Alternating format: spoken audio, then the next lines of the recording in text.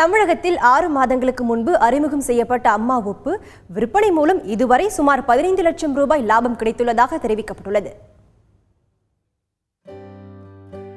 தமிழ்நாடு உப்பு நிறுவனத்தால் கடந்த வருடம் ஜூலை மாதம் அறிமுகம் செய்யப்பட்ட அம்மா உப்பு இதுவரை 1900 டன் விற்பனை செய்யப்பட்டுள்ளதாகவும் இதனால் உப்பு நிறுவனத்திற்கு சுமார் 15 லட்சம் ரூபாய் லாபம் கிடைத்திருப்பதாகவும் அந்நிறுவனத்தின் உயரதிகாரிகள் தெரிவித்துள்ளனர்.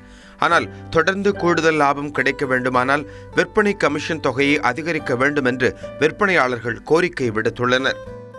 எம்ஆர்பி ரேட்டில் இருந்து அவங்க அதிகபட்சம் உப்புக்கு வந்து 20% வரைக்கும் டிஸ்கவுண்ட் பண்ணி சேல் பண்ணிகிட்டு இருக்காங்க மர்ச்சன்ட்ஸுங்க.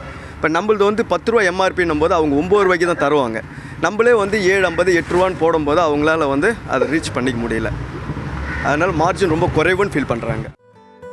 சென்னையில் உள்ள இந்த கிடங்கிலிருந்து தினமும் 50 மூட்டை அம்மா உப்பு விநியோகமாகிறது.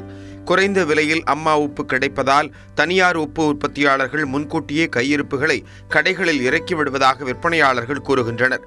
அம்மா உப்பு விலையை சற்று அதிகமாக்கி வியாபாரிகளுக்கான கமிஷனை உயர்த்தினால் நல்லது என்று விநியோகஸ்தர்கள் விருப்பம் தெரிவித்துள்ளனர். இந்த உப்புக்கு வந்து ஹோல்சேல் டீலருக்கு ஒரு 2 ரூபா லாபமும் ரீட்டைலருக்கு 3 ரூபா லாபமும் கிடைக்கக்கூடிய சாத்தியம் உருவாக்கி அம்மா உப்பு நிறுவனம் இப்போ அதுக்கு தயாருன்னு சொல்லியிருக்காங்க. அப்படின்னு சொல்லும்போது இனிமேல் வந்து அது ஒரு முக்கியமான தொழிலாக நம்ம எடுத்து அதை மக்களுக்கு போய் சேர்கிற மாதிரி செய்கிறதுல தொய்வு இருக்காதுன்னு நினைக்கிறேன்.